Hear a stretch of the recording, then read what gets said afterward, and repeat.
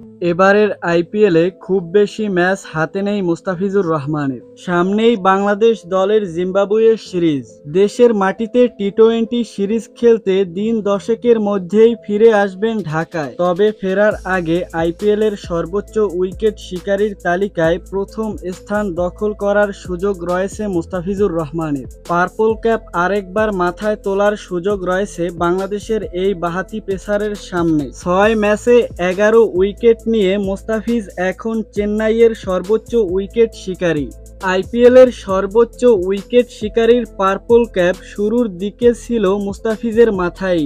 মাথা বদল হয়ে সেটি এখন জাসপ্রীত বুমরার মাথায়। মুম্বাই ইন্ডিয়ান্সে খেলা এই ভারতীয় পেসার 7 ম্যাচে নিয়েছেন 13 উইকেট। মুস্তাফিজের থেকে 1 ম্যাচ বেশি খেলে 13 উইকেট নিয়েছেন পাঞ্জাব কিংসের হর্ষিত প্যাটেলও। এছাড়া 12টি করে উইকেট আছে রাজস্থানের যুজবেন্দ্র চাহাল ও মুম্বাইয়ের জেরান্ট কোয়েটজির। তাদেরকে পেছনে ফেলতে বাংলাদেশের বাঁহাতি পেসারের জন্য অনুকূলে আছে ভেন্যুও। আগামীকাল চিপকে যে মাঠে লখনউর বিপক্ষে ম্যাচ, সেখানে এবছর সবথেকে বেশি সফল মুস্তাফিজ।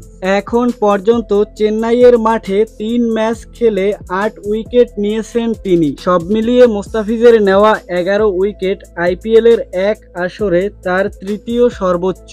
চেন্নাইয়ের হয়ে অত বেশি ম্যাচ খেলার সুযোগ হবে না মুস্তাফিজের। বাংলাদেশ ক্রিকেট বোর্ড বিসিবি তাকে 1 মে পর্যন্ত ছুটি দিয়েছে।